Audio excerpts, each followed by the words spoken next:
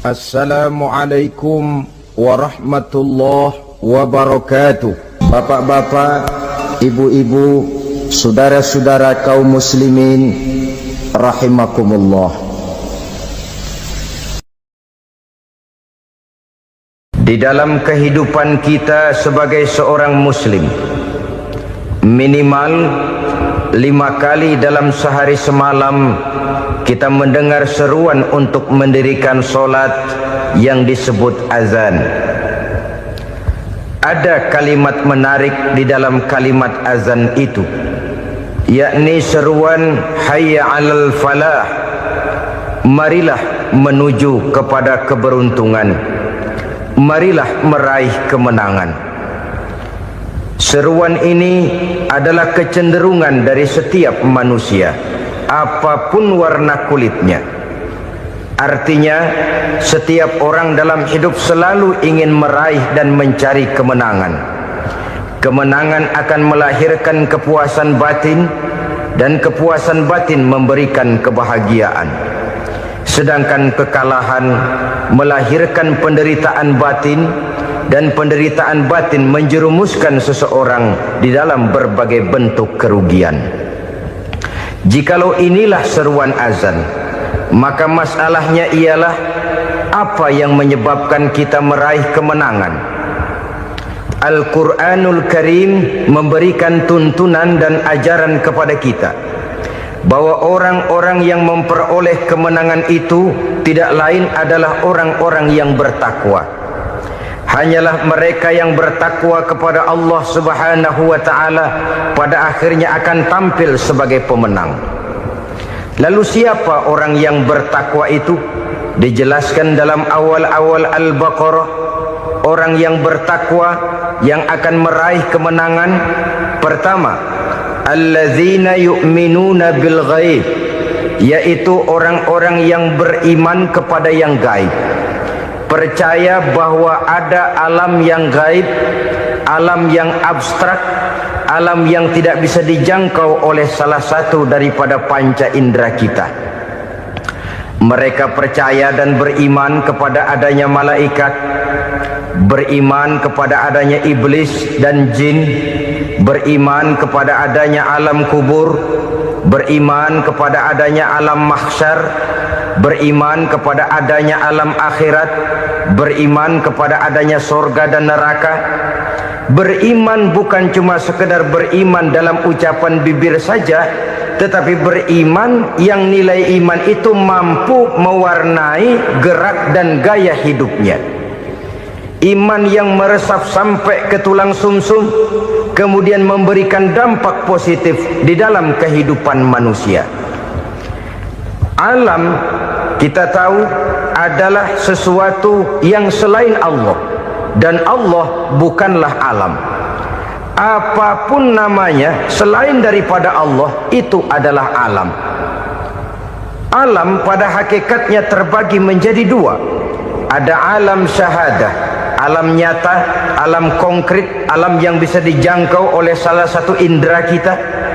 Kemudian ada alam ghaib, alam yang tidak bisa dijangkau oleh panca indera kita, alam metafisika, alam abstrak, alam yang wajib kita imani keberadaannya.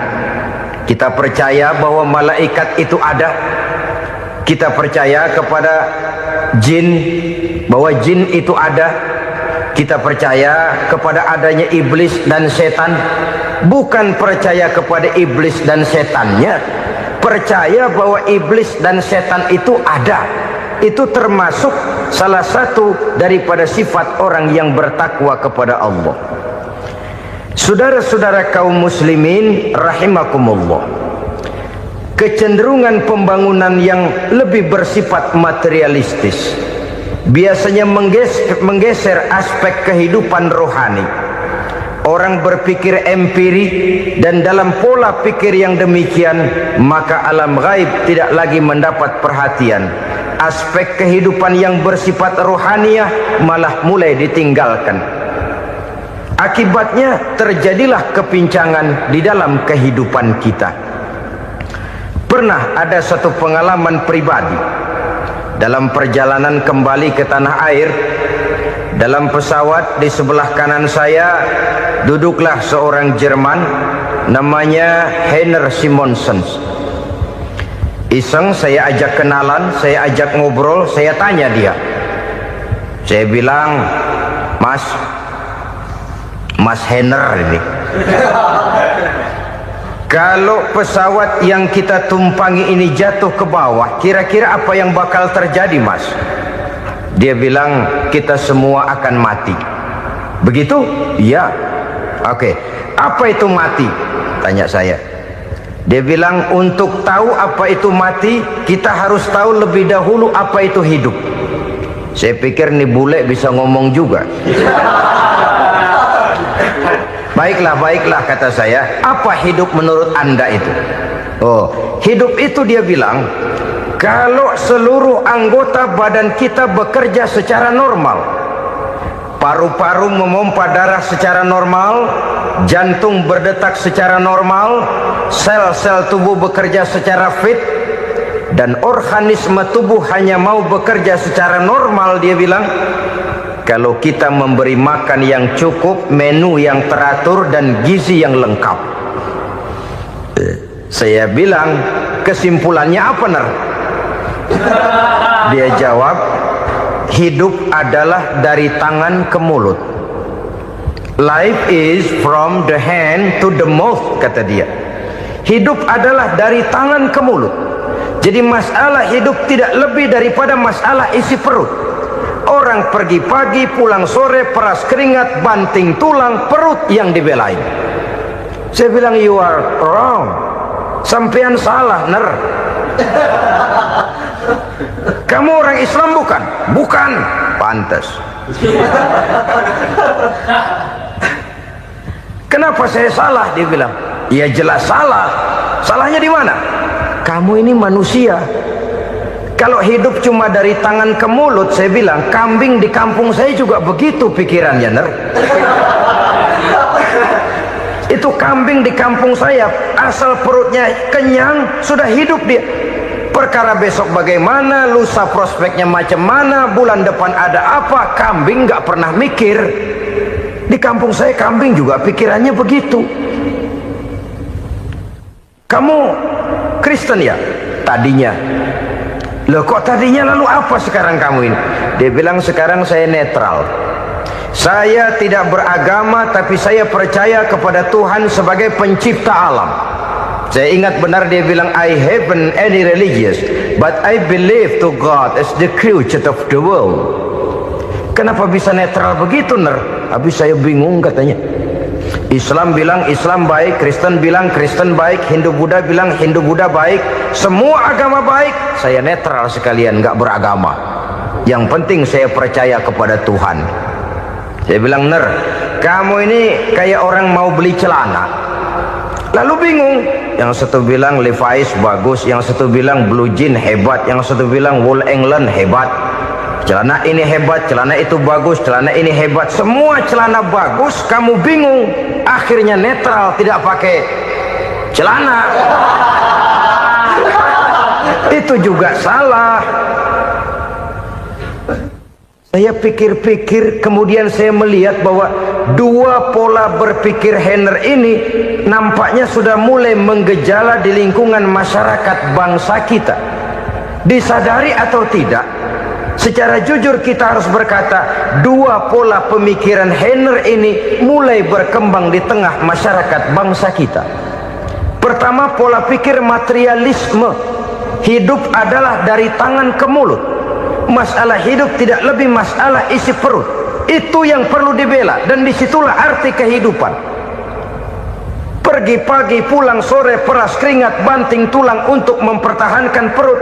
Kalau sudah kemari cara orang berpikir, maka buat apa percaya kepada yang gaib? Untuk apa sholat? Untuk apa puasa? Untuk apa zakat? Untuk apa menghadiri majelis taklim? Tanpa kepercayaan kepada yang gaib, hidup berjalan menurut alur empiris dan materialis. Kalau sudah ke sana cara orang berpikir, biasanya orang lalu cenderung menghalalkan segala cara. Hanyalah orang yang percaya bahwa akhirat ada, hanyalah orang yang percaya bahwa alam kubur itu ada, hanyalah orang yang percaya bahwa malaikat itu ada, hidupnya akan lebih terarah dan terkendali. Karena kepercayaan kepada yang gaib, yang merupakan fase daripada kehidupan setelah hidup yang sekarang ini, mewarnai gerak pribadi seseorang di dalam dia melakukan kegiatan hidupnya. Pola berpikir materialisme, disadari atau tidak, mulai menggejala di lingkungan masyarakat bangsa kita. Hidup tidak lebih dari urusan tangan ke mulut, mulut ke tangan, tangan ke mulut. Asal perut sudah kenyang, hiduplah sudah. Perkara bagaimana prospek hari yang akan datang, bagaimana akhirat, tidak jadi persoalan. Ini yang oleh Nabi diperingatkan, ad-dunya sijnul mu'min wa jannatul kafir. Dunia adalah penjara bagi orang beriman dan surga bagi orang kafir. Dulu di zaman Belanda hadis ini pernah disalah tafsirkan, disalah artikan, digunakan sebagai senjata untuk mengkebiri dan membuat impoten umat Islam. Sudahlah umat Islam gak usah macam-macam, kata Belanda. Dunia ini kan penjara buat orang Islam, surga buat orang kafir. Di penjara jangan bertingkah.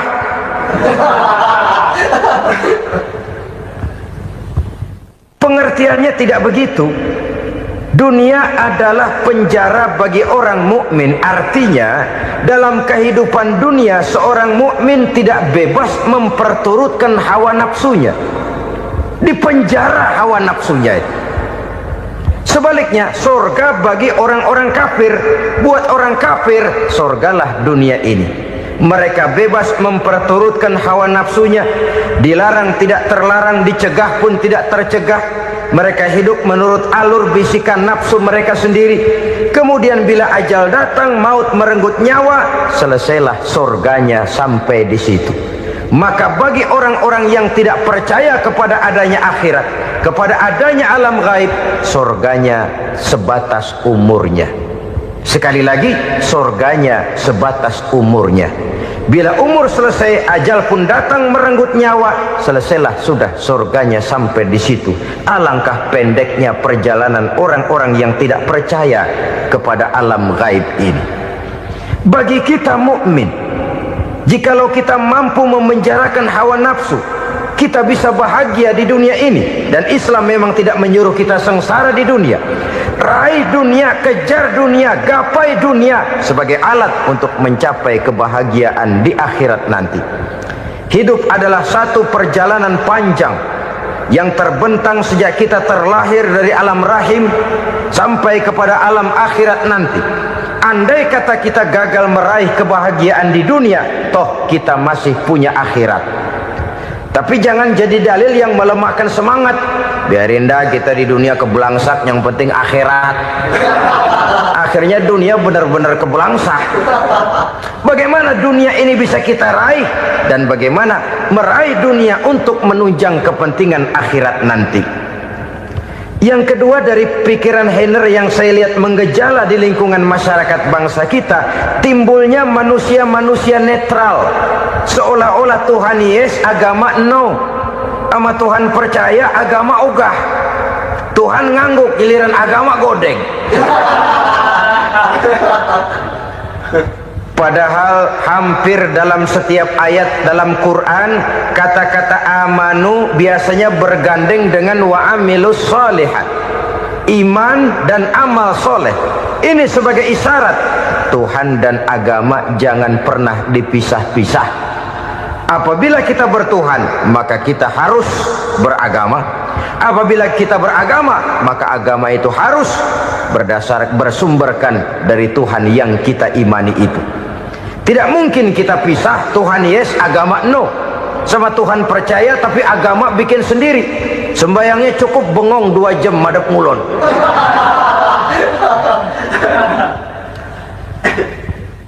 Saudara-saudara kaum muslimin rahimakumullah.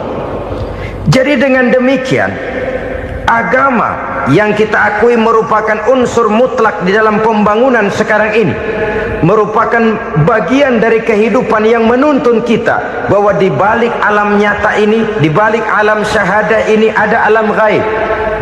Dan mudabbir, murabbi, yang mengatur, yang menguasai, yang memelihara, baik dia alam nyata, baik dia alam gaib, tidak lain adalah Allah Subhanahu wa ta'ala. Di sana ada satu super power, satu maha kekuatan yang kita perlu bersandar kepadanya. Sebagai makhluk nyata yang hidup di alam nyata, berbuatlah secara nyata sebagaimana harusnya kita berbuat. Karena Islam jelas bukan agamanya orang pemalas. Islam jelas bukan agamanya orang yang mengajarkan setelah selesai sholat boleh duduk, nggelenggem ayam-ayam, ndelohom, menghitung bintang di langit sambil menunggu keajaiban. Tidak. Islam adalah agama yang mengajarkan apabila sholat sudah selesai kamu kerjakan, bertebaranlah di permukaan bumi, cari karunia Tuhanmu. Jangan hidup berpangku tangan menunggu keajaiban, karena hidup bukan undian. Jangan berharap untung besar tanpa mau peras keringat. Tapi di sebalik itu toh kita juga harus yakin bahwa di sisi usaha nyata yang kita lakukan ada satu super power, satu maha kekuatan gaib yang menentukan berhasil dan tidaknya usaha kita. Kepercayaan kepada hal semacam inilah yang mendorong kita untuk mempunyai sandaran vertikal, agar jikalau usaha ini berhasil, kita tidak lupa diri dan lupa daratan. Jikalau usaha ini gagal, kita tidak putus asa dan buruk sangka, tidak cupik pandangan dan sempit hati, tapi mampu melihat persoalan dengan kacamata putih sambil husnuzon kepada Allah Subhanahu wa ta'ala. Kita percaya malaikat itu ada yang namanya Raqib dan Atid, mengawasi gerak hidup kita sampai kepada gerak hati kita. Ini memberikan sugesti agar kita berhati-hati, tidak sejengkal tanah pun kita bisa berlindung dari pengawasan Raqib dan Atid. Ada Munkar Nakir yang akan menyoal kita di alam kubur. Ada malaikat Malik, penjaga neraka. Ada malaikat Ridwan yang menjaga surga. Kita percaya kepada adanya jin, kita percaya kepada adanya setan, iblis. Percaya kepada adanya, bukan mempercayai si setan, si iblis lalu menjadikannya sebagai teman. Tidak. Percaya bahwa mereka itu ada dan merupakan makhluk Allah yang gaib, yang diciptakan Allah Azza wa Jalla. Kepercayaan kepada alam gaib memberikan motivasi terhadap gerak lahir manusia, sehingga dengan motivasi kepercayaan kepada yang gaib, gerak lahir jadi lebih terarah, jadi lebih terpelihara. Pernah seseorang bertanya, "Pak, apakah adanya akhirat bisa dibuktikan secara ilmiah?" Saya bilang tidak bisa, tidak bisa. Kenapa? Karena yang berangkat nggak pernah pulang kemari lagi. Kalau dia pulang kemari bisa kita tanya bagaimana enak di sono. Cuma secara moral saya katakan, lebih beruntung orang yang percaya kepada akhirat daripada yang tidak. Sekarang saudara percaya akhirat ada, lalu saudara baik-baik di dunia, sholat, puasa, zakat, menolong orang lain, menebarkan kebajikan. Saudara mati, andai kata akhirat tidak ada, toh dalam hidup saudara sudah berbuat baik, paling tidak nama saudara akan dikenang sebagai orang baik. Sebaliknya, saudara percaya, kata saya, bahwa akhirat tidak ada, lalu hidup semau-maunya, tenggelam dalam maksiat dan munkarat, menentang Allah, tidak mau ruku dan sujud, lalu saudara mati, kemudian akhirat ada, ayo mau apa? Bekal tidak punya. Jadi secara moral lebih beruntung orang yang percaya kepada adanya akhirat daripada yang tidak percaya. Dan itu alam gaib yang tidak bisa dibuktikan secara eksat. Jangankan untuk membuktikan seperti itu, dalam kehidupan sehari-hari saja yang kita rasakan tidak selalu berbentuk toh. Angin, bagaimana sih bentuknya angin? Kita tidak tahu. Merah, buktinya kalau dikerok merah. Yang merah itu kulit, yang kulit kita bukan anginnya. Sakit, rasa sakit itu ada, tapi bagaimana bentuk sakit kita nggak pernah tahu. Kalau kita makan cabai pedas, bagaimana bentuk pedas itu tidak ada, tapi rasa ada. Bentuk pedas hijau, cabenya bukan pedasnya. Tidak semua yang kita rasakan bisa kita gambarkan dalam bentuk yang konkret. Oleh karena itu, sekali lagi bahwa kepercayaan kepada alam yang gaib mampu memberikan satu sugesti yang menata kehidupan seseorang lebih lurus, lebih terarah, dan lebih terkendali. Maka wajar kalau kepercayaan kepada yang gaib mengantarkan seseorang untuk meraih kemenangan. Kenapa? Dia percaya kepada yang gaib, bahwa akhirat ada, bahwa alam kubur ada, bahwa pertanggungan jawab itu ada. Maka dia lalu tidak hidup saenae udele dewe, itu loh. Tidak hidup menurut seleranya sendiri, terarah, teratur. Ini cirinya yang pertama. Orang bertakwa yang akan meraih kemenangan, mereka beriman, mereka percaya kepada yang gaib. Bahkan hal-hal konkret saja selalu berangkat dari yang gaib. Saudara-saudara, para remaja, para pemuda sekarang ini tidak pernah tahu toh siapa yang akan jadi teman hidup saudara. Kita bisa saja ngerancang, mentargetkan, tapi toh akhirnya yang namanya jodoh bukan kekuasaan kita.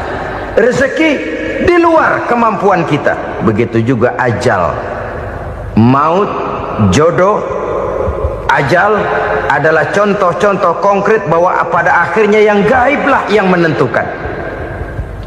Bertahun-tahun ngelancong, emang jodoh seret nggak jadi.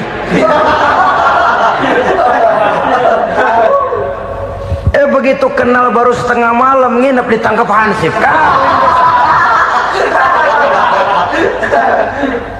Hal-hal semacam itu kadang-kadang kita berpikir suuzon, gilet, perempuannya cakep banget, lakinya rebek amat.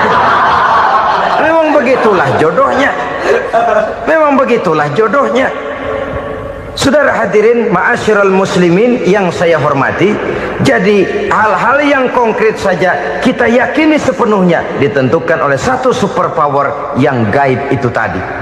Dari sanalah segala ketentuan itu berangkat dan kesanalah segalanya akan kembali. Maka kepercayaan kepada yang gaib meluruskan gerak hidup seseorang dan itu akan mengantarkan dia kepada meraih kemenangan. Satu. Yang kedua, wa yuqimuna shalah. Orang bertakwa yang akan meraih kemenangan itu adalah orang-orang yang mendirikan sholat. Kenapa sholat mengantarkan orang untuk meraih kemenangan? Yang jelas, inna sholata tanha anil fahsya'i wal munkar. Sholat mampu mencegah manusia dari perbuatan keji dan munkar. Banyak filsafat hidup yang terkandung di dalam sholat ini. Sejak kita wudhu sampai kita menghadap ke arah kiblat, sampai kita melakukan gerak-gerak sholat, bacaan-bacaan yang ada di dalam sholat, lalu sampai kepada mengucapkan salam. Banyak filsafat hidup yang terkandung di dalam sholat. Umpamanya saja, setelah takbiratul ihram mulai kita dengan sholat dalam posisi berdiri, diajarkan dalam kitab-kitab fikih agar kita melihat ke arah tempat sujud. Ini kan filsafat kehidupan. Kalau kamu sholat dalam posisi berdiri, lihat tempat sujud. Jangan sholat mata jelalatan, sebab nanti bisa mengurangi kekhusyuan. Jadi wajar kalau yang dikatakan bahwa yang paling afdol adalah shaf yang di depan. Kenapa? Secara harfiah pengertiannya akan lebih mengundang kekhusyuan. Kenapa? Kalau kita di shaf paling depan di masjid umpamanya paling banter kita lihat tembok. Tapi kalau kita shaf di tengah atau di belakang, orang-orang di depan kita pun akan kelihatan. Yang bajunya loreng, yang bajunya genggang, yang bajunya macam-macam. Kita lihat, kadang-kadang kita pikirin, ada yang bajunya bolong. Kita sholat tapi dalam hati, nih orang bajunya robek yang nggak tahu apa. Ada saja hal-hal yang mengusik kekhusyuan kita. Oleh Oleh sebab itu diajarkan dalam posisi berdiri, lihat, arahkan pandangan matamu kepada tempat sujud. Ini kan filsafat kehidupan. Maksudnya apa? Kalau lagi diri, lihat dong tempat sujud. Kalau udah di atas, ingat dong sama yang bawah. Kalau sudah tinggi, ingat dong dari mana kamu berangkat. Kalau sudah berkuasa, bantu dong yang lemah. Kalau sudah kaya, santuni dong yang miskin. Kalau sudah alim, bimbing dong yang awam. Ini filsafat kehidupan. Dalam posisi berdiri, kau lihat tempat sujud. Ini akan melahirkan kepekaan sosial, di mana seseorang mau tahu kepada orang lainnya. Bagaimanapun kaya kita, tinggi pangkat dan jabatan kita, jikalau hidup hanya untuk kepentingan perut sendiri saja, rasanya belum membawa manfaat di dalam kehidupan kita. Tapi efek yang tertinggi sesungguhnya, solat mencegah manusia dari perbuatan keji dan munkar. Perbuatan keji dan munkar, walaupun kelihatannya mendatangkan uang, membawa keuntungan, tapi itu keuntungan semu, keuntungan sementara. Dengan menipu orang lain kita bisa dapat untung, tapi tidak membawa berkah. Dan itu adalah kerugian besar dalam kehidupan kita. Maka untuk meraih kemenangan, harus dimulai dengan membentuk kepribadian yang tegar, memiliki sandaran vertikal yang langsung kepada Allah Subhanahu wa ta'ala. Dan itu hanya bisa kita tempuh melalui jalur ibadah formal yang sudah ditentukan Allah, yakni solat yang 5 waktu. Untuk memperkuat itu, ada solat-solat sunnah, rawatib, nawafil, sebagai terminal-terminal kontrol cadangan untuk memelihara stabilitas temperatur batin di dalam kita berhubungan dengan zat yang maha gaib, yaitu Allah Subhanahu wa ta'ala. Orang sering bertanya, Pak, itu tetangga saya nggak sholat, duitnya nggak habis-habis, Pak. Nggak sholat tapi mobilnya tambah terus, nggak sholat tapi usahanya makin maju. Tapi di sisi lain ada orang yang rajin sholat, rezekinya butak bener. Anaknya mana kurus, mana korengan.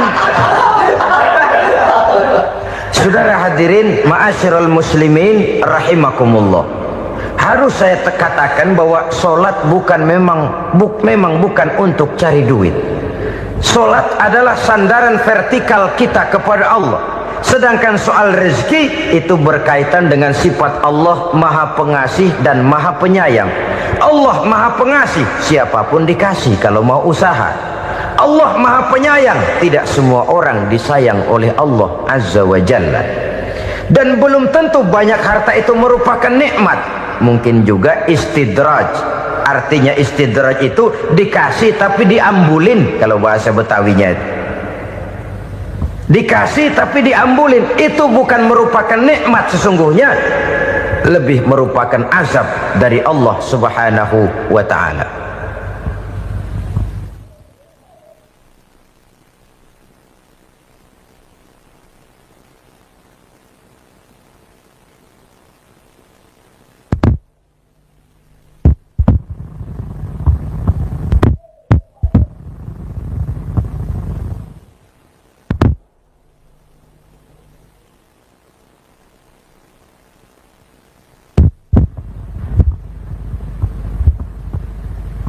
Agama mempunyai sistem solat, dan kita umat Islam telah dituntun oleh Allah Subhanahu wa ta'ala yang wajibnya 5 kali dalam sehari semalam mendirikan solat, dan itu tentu berada dalam jangkauan kemampuan manusia. Pada awalnya barangkali kita memang merasa solat itu satu kewajiban, tapi semakin kita hayati makna, manfaat dan filsafat yang terkandung di dalam ajaran solat, semakin sampai kita kepada keyakinan bahwa solat adalah keperluan kita. Sehingga pada waktu tertentu dinilai puncaknya, kita tidak lagi akan berkata saya wajib solat, tapi kita akan berkata saya perlu solat. Kalau kita sudah merasakan itu adalah keperluan kita, nah di sanalah kita baru akan merasakan ruginya kalau hal itu tidak kita laksanakan. Sepanjang kita masih berkata saya wajib sholat, kita akan lebih merasakan dia sebagai beban ketimbang sebagai keperluan. Yang jelas Allah tidak memerlukan ibadah yang kita laksanakan ini. Dengan kata lain, andai kata satu dunia penuh ini orang tidak ada yang sholat satu pun, Allah tidak akan turun dari jabatan Tuhan. Jangan lalu berpikir kalau kita ngambek se-RW kagak sembahyang Tuhan tekor kali ini ya. Tentu tidak. Itu perlunya kita, bukan perlunya Allah.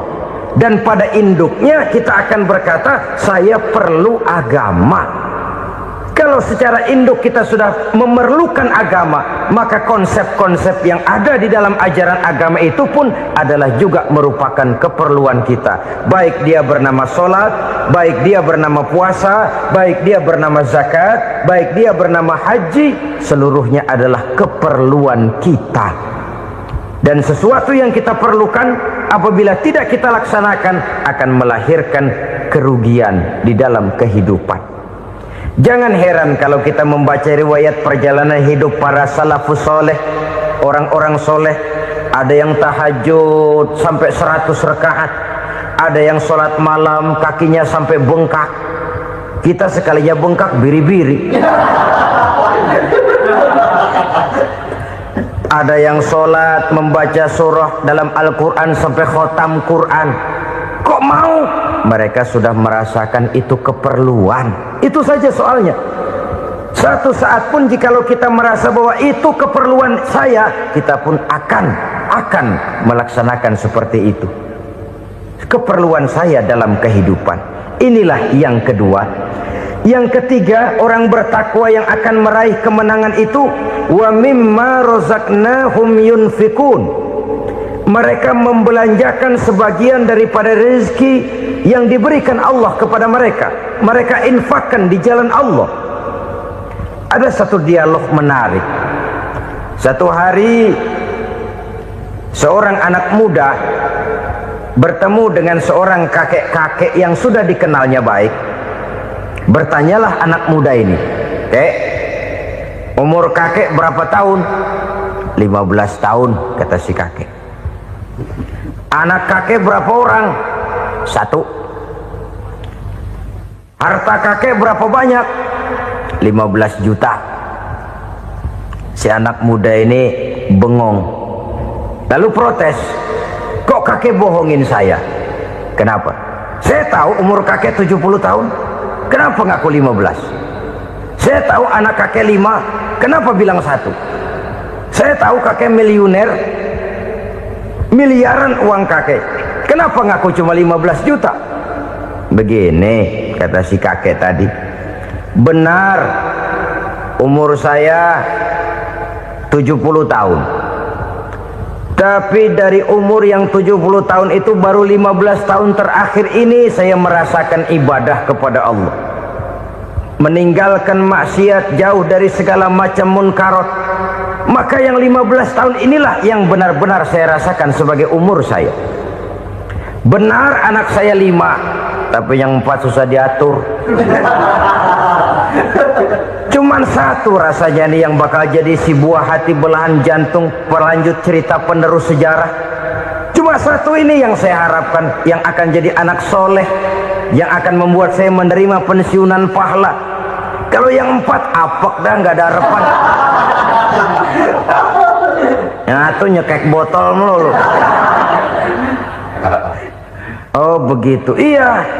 Lalu kenapa kakek bilang harta kakek cuma 15 juta padahal saya tahu kakek uangnya miliaran, depositonya banyak? Ya karena 15 juta itulah yang saya ingat yang pernah saya belanjakan di jalan Allah. Saya merasa itulah harta saya yang sebenarnya. Yang miliaran yang saya simpan di bank kelak kalau satu saat saya mati akan jadi rebutan di antara anak-anak saya. Iya kalau anak saya soleh kayak yang 1 ini. Kalau yang 4 tadi udah tulen dia bakal berantem dah berebut tuh. Jadi 15 juta yang saya belanjakan di jalan Allah inilah yang saya merasakan benar-benar harta saya yang sesungguhnya.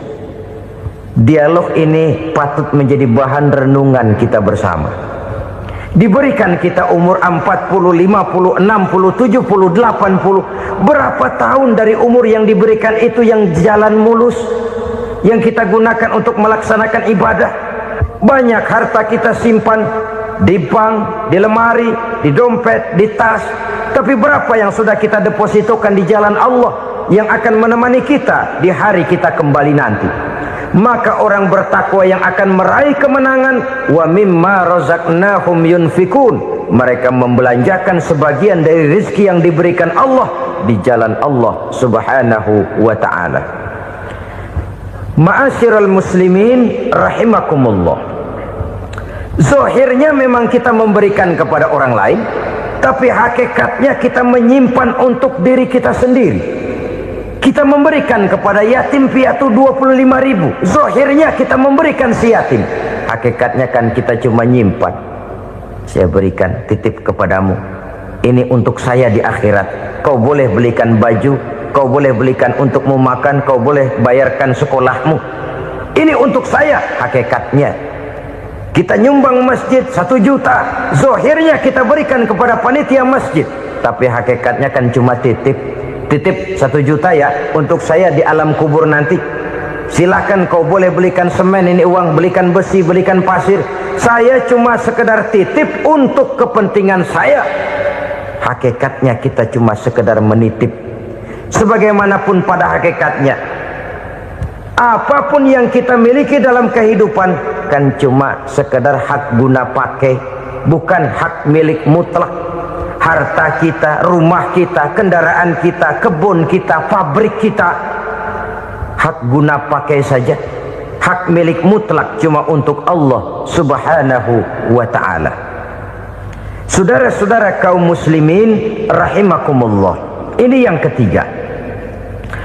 Kemudian yang keempat, orang-orang bertakwa yang akan meraih kemenangan, allazina yu'minuna bima unzila ilaika, mereka yang beriman, mereka yang percaya kepada apa yang telah diturunkan kepadamu Muhammad, ay Al-Quran, yakni Al-Quranul Karim. Setelah percaya kepada yang gaib, mendirikan solat, kemudian menginfakkan sebagian dari rezeki yang diberikan Allah, mereka juga lalu percaya kepada yang diturunkan terhadap Nabi, yaitu tidak lain Al-Quranul Karim. Sekali lagi di sini, percaya bukan hanya sekedar percaya saja, tetapi percaya lalu menjadikan Al-Quran itu sebagai pedoman hidup. Sebab memang Al-Quran itu adalah GBHM, garis-garis besar haluan muslim. Apa yang harus kita lakukan, apa yang harus tidak kita lakukan, bagaimana mestinya kita bertingkah laku dan berbuat, seluruhnya tercantum di dalam Al-Quranul Karim.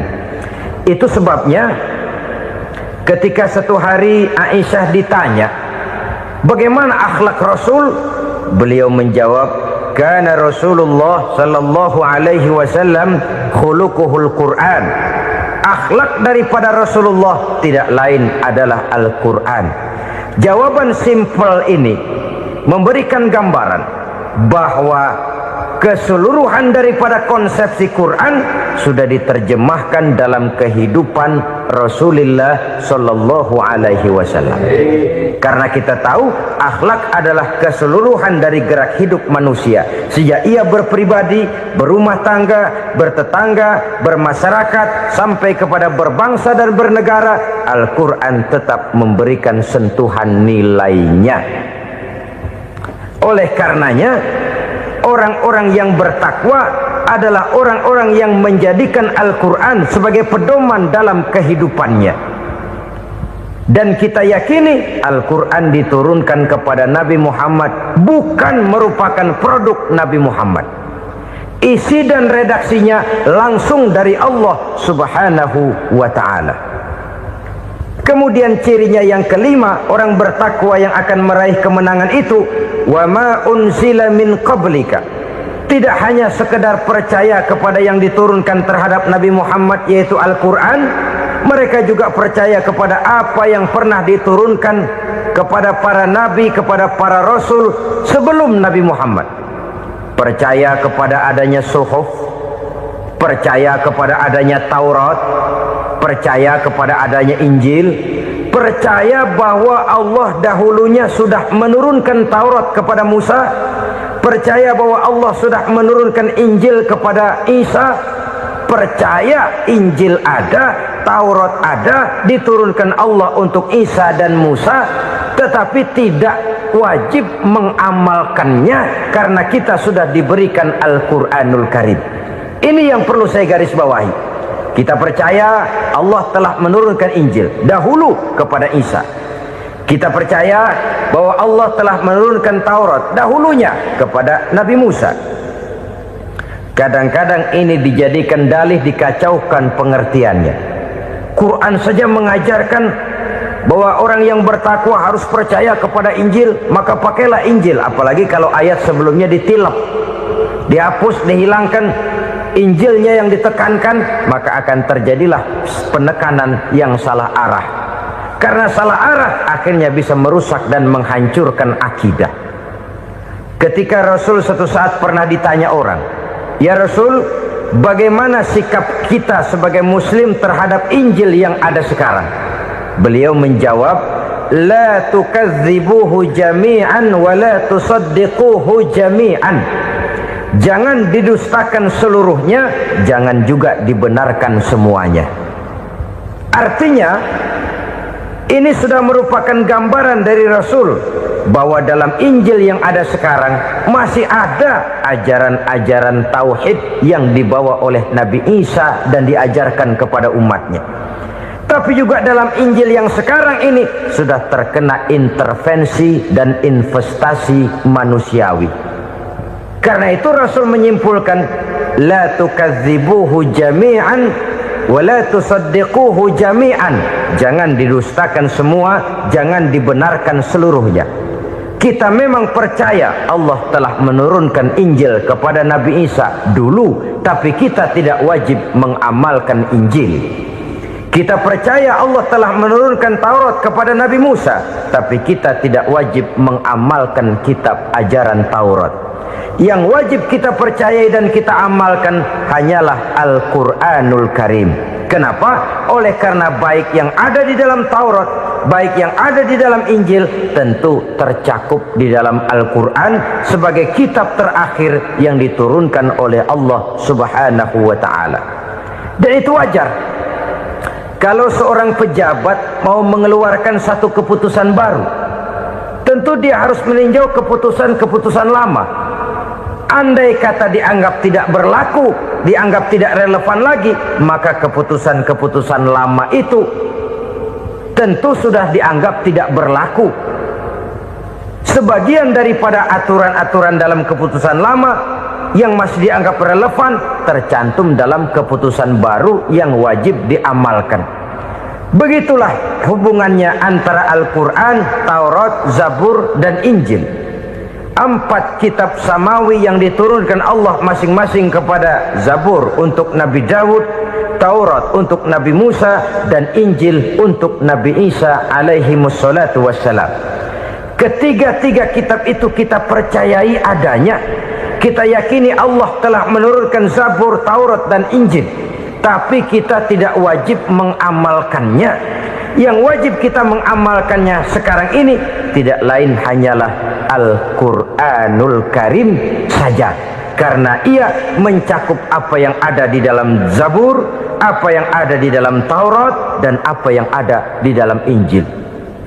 Keotentikannya bisa dipertanggungjawabkan.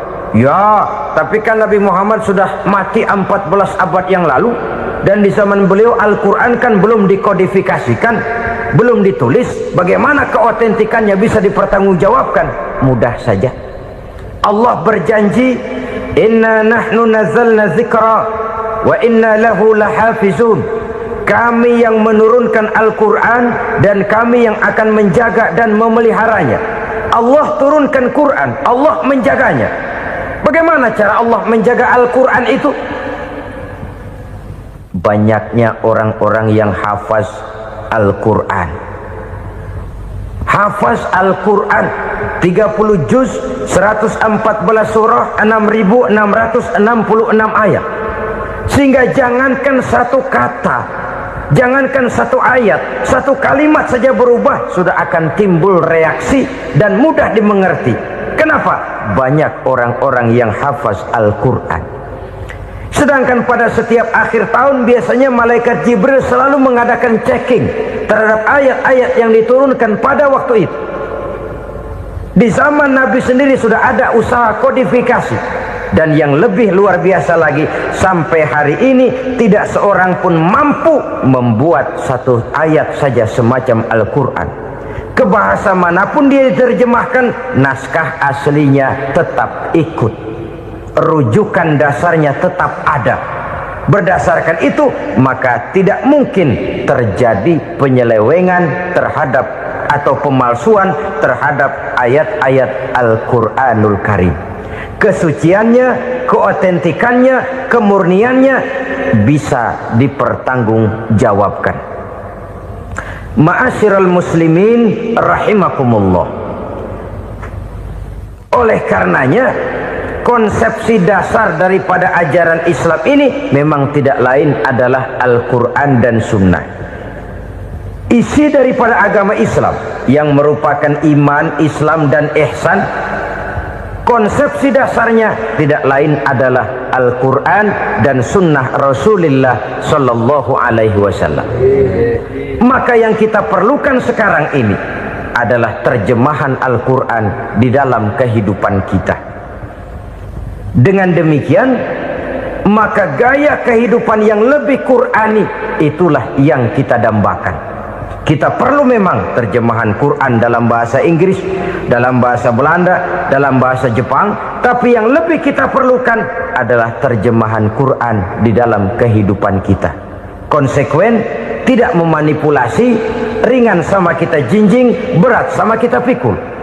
Jangan kalau lempengan ayat Quran tuh kira-kira enak diamalin, keras teriakan kita. Giliran kira-kira ayat Quran itu mukul kepala kita sendiri, diam kita. Itu ciri yang pernah disindir Allah dalam awal-awal Baqarah juga. Ciri beragamanya orang yang munafik. Kullama adha'a lahum masyawfi, kata Allah, wa iza azlama alaihim qamu. Apabila terang mereka jalan, apabila gelap mereka berhenti. Artinya kalau kira-kira di Islam nguntungin, rame-rame pada teriak Islam. Tapi ketika diminta untuk berjuang, ketika dituntut untuk berkorban, rame-rame mengundurkan diri. Nasib agama tidak ubahnya seperti daun pisang yang dikait orang di tepi jalan lantaran tak berpayung di ketika hari hujan. Manakala hujan usailah sudah, daun itu pun dicampakkan di tepi jalan, diinjak pula orang nan lalu. Artinya orang menjadikan agama cuma sebagai lipstick, decoration only, tidak konsekuen. Hanya pada saat-saat kelihatannya Islam membawa keuntungan, rame-rame orang teriak-teriak tentang Islam. Tapi jikalau diminta berjuang, jikalau dituntut untuk berkorban, biasanya rame-rame juga mengundurkan diri. Jangan heran kalau mayoritas hitungan kita, tapi minoritas peranan kita. Kuantitas kita dalam jumlah, tapi dalam kualitas kita lebih sering jadi penonton daripada jadi pemain. Padahal itu sangat tidak boleh terjadi. Umat Islam di Indonesia harus bangkit. Umat Islam di Indonesia harus sadar akan keberadaannya. Tidak boleh hanya jadi penonton berpangku tangan, karena memang agama kita juga mengajarkan untuk konsekuen di dalam menjabarkan ajaran-ajaran daripada agama kita. Kita sering menjadi jatuh menjadi umat yang lemah oleh karena kita ini tidak pandai menggalang kebersamaan yang diakibatkan tidak konsekuennya kita. Diistilahkan bahwa umat Islam di dalam menggalang kebersamaannya itu harus seperti orang main sepak bola. Saudara-saudara kan tahu orang main sepak bola itu. Orang main sepak bola, kalau pertandingan belum dimulai sih silakan saja kumpul di luar lapangan, atur strategi yang baik. Tapi kalau pertandingan sudah dimulai, turun ke lapangan hijau, jangan kumpul terus. Ada sepak bola gotong royong. mundur rame-rame, depan ke depan kumpul melulu mainnya. Kalah. Orang main sepak bola itu ya harus ada penyerang tengah, harus ada penjaga gawang, harus ada strikernya, harus ada kiri luarnya, kanan dalamnya yang jadi backnya. Posisi boleh bermacam-macam, tapi yang penting saling ngoper untuk menggolkan gawang lawan. Begitulah umat Islam ini. Boleh ada yang jadi pejabat, boleh ada yang jadi pengusaha, boleh ada yang jadi petani, silakan ada yang jadi seniman, ada yang jadi penyair, ada yang jadi artis sekalipun. Tapi kalau sudah berhasil menguasai bola, jangan lupa operannya. Operan itu yang langka. Kita ini muslim kadang-kadang kalau sudah memegang menguasai bola, kalau belum mau mampus, belum mau ngoper. Nanti kalau sudah nggak punya bola, baru mau ngoper. Kalau sudah dengar-dengar mau dekat pensiun, baru mau jihad, baru mau berjuang, baru mau ngurus pesantren. Tanda tangan sudah tidak laku, memo sudah tidak dihargai, baru mau berjuang. Kemarin kemana, Mas? Kita tidak pandai memanfaatkan posisi. Dengan kata lain, kalau kembali kepada persoalan kita, konsekuensi kita terhadap agama yang kita anut ini belum ideal. Kita masih lebih sering berislam ini pada saat-saat yang menurut perhitungan kita membawa keuntungan. Tapi kalau diminta berjuang, dituntut berkorban, yang itu pun hakikatnya adalah untuk kepentingan kita juga. Allah tidak pernah menuntut kita untuk jihad bagi kepentingan Allah, itu tidak. Berjuang menegakkan agama Allah, apakah untuk kepentingan Allah? Tidak. Untuk kepentingan kita. Sebab nilai-nilai jihad itu pada akhirnya akan membawa kita kepada suatu kebahagiaan. Setidaknya kalau tidak di dunia, tentu di akhirat sebagai syahid. Oleh karena itu, pada bagian akhir ini saya ingin mengajak, marilah kita konsekuen. Sekali kita berkitabkan Al-Quranul Karim, mari dia kita jadikan pedoman. Jangan cuma kita jadikan sebagai penghias dinding, pelengkap rumah, bahwa di rumah kita ada Al-Quran, tapi yang baca kecoa. Habis pada bolong tuh Quran. Yang penting kan punya Quran. Ditaruh di pintu rumah, biar apa? Biar kuntilanak kagak masuk katanya. Ya, apa itu nasib Quran? Cuma kerjanya jaga pintu, ngusir kuntilanak, ngusir memedi. Bagaimana kita hidup menurut tuntunan Al-Quran? Kadang-kadang tidak pernah menjadi masalah bagi kita. Maka bagaimanakah Al-Quran akan mungkin membawa keberkahan dalam hidup kalau ajarannya kita injak-injak dalam keseharian kita? Mewujudkan gaya hidup yang lebih Qurani, itulah yang akan kita rintis di dalam kehidupan kita, bertahap, step by step, menurut kemampuan yang ada pada kita. Jika jalan ini tidak bisa kita selesaikan, percayalah akan ada generasi penerus yang akan melanjutkan usaha dan cita-cita mulia itu. Jadi percaya kepada Taurat, percaya kepada Injil, sekadar percaya Allah dahulunya sudah menurunkan itu, tapi kita tidak wajib mengamalkannya. Kenapa? Generasi Injil masa berlakunya sudah kedaluarsa. Taurat masa berlakunya sudah kedaluarsa. Injil pernah berlaku untuk orang Nasrani di zaman Nabi Isa. Taurat pernah berlaku untuk orang Yahudi di zaman Nabi Musa. Setelah generasinya berlalu, datang Rasul penutup yang membawa Al-Quranul Karim. Maka Al-Quran itulah yang berlaku menjadi pedoman sampai hari akhir nanti. Jangan jauh dari Al-Quran, karena apabila ini kita lakukan, maka kita akan kembali kepada satu gaya hidup yang jauh dari tuntunan agama, dan itu artinya kita akan semakin jauh untuk meraih kemenangan. Saudara-saudara kaum muslimin rahimakumullah, yang keenam, yang terakhir, orang-orang bertakwa yang akan meraih kemenangan itu wabil akhirati hum yuqinun. Mereka percaya, mereka yakin seyakin-yakinnya akan adanya hari akhir, di mana seseorang akan mempertanggungjawabkan seluruh perbuatannya di dalam hidup ini. Dan tidak ada satu perbuatan yang bagaimana kecilnya sekalipun yang tersembunyi dalam pandangan manusia yang tidak akan dibukakan persoalannya di mahkamah Qadi Rabbul Jalil di akhirat nanti. Itulah sebabnya maka percaya kepada akhirat disebut secara khusus. Padahal di awal tadi sudah dijelaskan yu'minuna bil ghaib, percaya kepada alam gaib, dan alam gaib ini termasuk akhirat. Kenapa pada bagian akhir disebut lagi akhirat?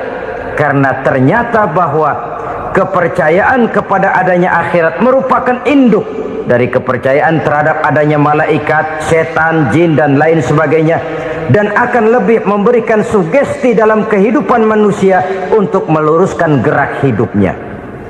Jikalau satu saat tergerak hati akan berbuat kejahatan, ingin mencuri, sadarlah, awas ada akhirat. Sebab kalau kita cuma teriak awas ada polisi, itu cuma tertunda sementara. Begitu polisi meleng, embat. Kalau kita ingin berbuat jahat cuma berteriak awas ada hansip, cuma sementara ketika hansip itu ada. Tapi kalau ceritanya awas ada akhirat, mau menyeleweng awas ada akhirat, mau berjudi awas ada akhirat, mau mencuri awas ada akhirat. Keyakinan yang akan meluruskan gerak hidup manusia sehingga gerak itu jadi lebih terarah dan terkontrol, tidak merugikan baik diri sendiri, lebih-lebih orang lain. Ternyata bahwa kepercayaan kepadanya adanya hari akhirat sanggup menjadi sumber daya kontrol dari kehidupan manusia, sehingga ia tidak terjebak dalam perbuatan maksiat dan munkarat. Saudara-saudara kaum muslimin, inilah saja yang kita bicarakan pada pertemuan kali ini. Semoga Allah subhanahu wa ta'ala memberikan kekuatan zahir dan batin kepada kita untuk dapat meraih kemenangan dengan beriman kepada yang gaib, mendirikan solat, membelanjakan sebagian dari rezeki yang diberikan Allah, percaya kepada Al-Quran, beriman kepada kitab-kitab yang diturunkan sebelum Al-Quran, lalu meyakini adanya hari akhirat. Terima kasih atas segala perhatian, mohon maaf atas segala kekurangan. Usikum wa nafsi bitaqwallah. Wassalamualaikum warahmatullahi wabarakatuh.